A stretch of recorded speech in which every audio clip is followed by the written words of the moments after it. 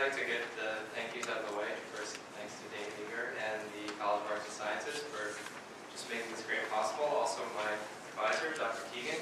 And also a great help for Father Harmless, who's unfortunately not able to be here today.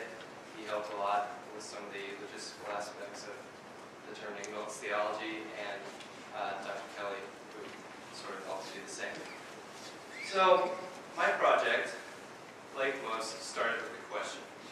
And that question is, what is charity for Milton, especially as it relates to his theology, Paradise Lost? Milton is often a man of repetition. He makes sure to make clear to the reader when he thinks that certain ideas are important, often through repeating those ideas. But with charity, which is something that I think is certainly important, he doesn't do that. He only uses it 3 times throughout the poem, which is pretty much an anomaly throughout the rest of his literature. So, after coming upon this passage, I really began to wonder what the meaning of this word was, especially because it seems so key to the rest of the poem. In order to understand that a little bit better, I would ask you guys to reference the handout. I hope I got enough copies. But what you'll find on the handout is a passage from Book 12 of the poem. And since Paradise Lost is essentially Milton trying to convey the way of God to man through telling the story of the fall of Eden, and Adam and Eve, the end, this Book 12, is Michael the Archangel sort of giving Adam advice as to how he needs to live and what he needs to know in order to live successfully outside of Eden. And towards the end of this passage, he says the following: "Only add deeds to thy knowledge answerable. Add faith, add virtue, patience, temperance, add love. By name to come called charity, the soul of all the rest. Then wilt thou not be loath to leave this paradise, but shalt possess a paradise within thee, happier far." And as I mentioned up here, it's called the soul of all the rest, which I think sort of conveys it as the moral of the story. And I believed, when I started this project, that a better understanding of charity would lead to a better understanding of the poem on the whole. Charity, even though it's mentioned so infrequently, like I said, seems really important, and that's what really spurred on the question as far as trying to figure out what this really means, because it seems so critical and it doesn't really have a lot of context behind it. My approach to understanding charity first involved a systematic reading of Milton's main body of work with special concern for De Doctrina Christiana. And De Doctrina Christiana is sort of his work through and description, a kind of manifesto of his own theology, because even though he was a Protestant, he was so heterodox in a lot of his beliefs that it's almost tough to pin him down within a specific category. So this work, De Doctrina Christiana, really works through all of his beliefs, and he states, explicitly throughout what his views on certain things are.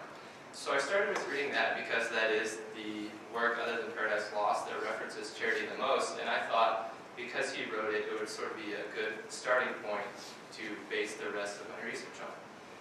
Then there was a reading of works that may have influenced Milton. Like I said, Augustine and Paul are 2 big ones, and obviously it would be impossible to nail down all of the possible previous authors that may have influenced Milton, but at the same time, those were 2 of the biggest workers who, the biggest writers who I think, really influenced his theological views. And also, I did some research into the history of Milton's era, so the wake of the Protestant Reformation, and also secondary criticism on Milton. So after all that, I had my final analysis and long paper, which I will go into a little bit. My findings are kind of as follows: that Paul and Augustine really, as I just mentioned, were large influences on Milton. Paul, as far as his letters to the Corinthians are concerned, because a lot of Milton's work, especially De Doctrina Christiana, comes explicitly from the Bible, and he uses that to sort of explain all of his theology. Augustine sort of did the same thing, kind of as far as his views on free will are concerned. So those are both really important, and I think as far as moving past Doctrina and Christiana is concerned, I think those were some of the biggest influences as well. So we also have the relationship of charity and love, because I think the two are often really thought of as similar. But something that's important to distinguish here that I found is that the two aren't necessarily fully synonymous. They're really critical to one another, but in ways that I'll detail in just a second, as far as Milton is concerned, it's not necessarily correct to say that the two are exactly the same thing.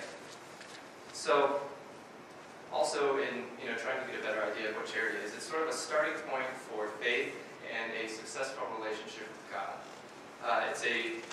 As far as that's concerned, Milton viewed charity as a replacement for Mosaic law and sort of as an overarching principle of all the Gospels and kind of the most important virtue that Milton thought, because he described a lot of his beliefs in his doctrine as far as virtues are concerned, and after he details all the specific virtues, he says that charity is the most important, which I think, again, goes back to charity being called the soul of all the rest.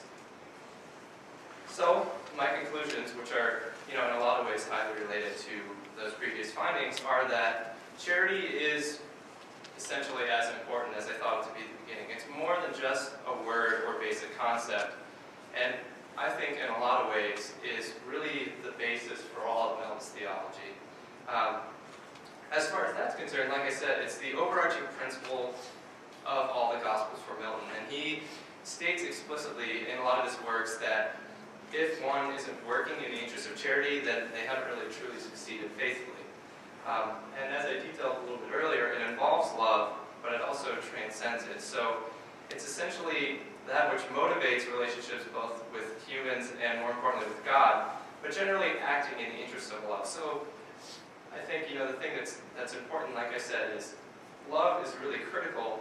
But another thing you might notice is that this sort of seems like a very broad definition, because one of the things that I discovered very recently is that it's very difficult to define charity for Milton by a specific definition or a specific set of words. And I think it's instead defined by what it does. So as you can see, it's critical to those relationships. It's critical to loving others, but isn't necessarily love. And in a lot of ways, is exactly what his theology is. And I think, even though he probably wouldn't completely agree, I think if generally acting in the interest of charity, then one would probably, succeed faithfully as far as Milton's concerned. So as that relates to Paradise Lost, like I said, we have the passage. It's mentioned a couple other times earlier on in the book. But I think what Michael is trying to tell Adam is that, what I just said, that you really have to act in the interest of charity in order to succeed after the fall of Eden. So what's next as far as all that is concerned? I have a roughly 30-page paper that I'm working on hopefully getting published sometime. I've been kind of continually working with Dr. Keegan to go through several drafts and really get it into tip-top shape.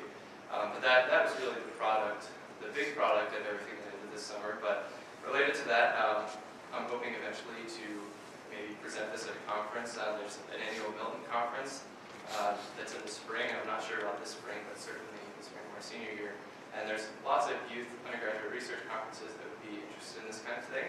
And finally, there are many options for my senior project, but I think that as far as keeping things going is concerned, I think it would make a lot of sense to continue on with my senior project because I've gone so in depth with this, and I think there's even more to be done even after this whole semester. So, thank you.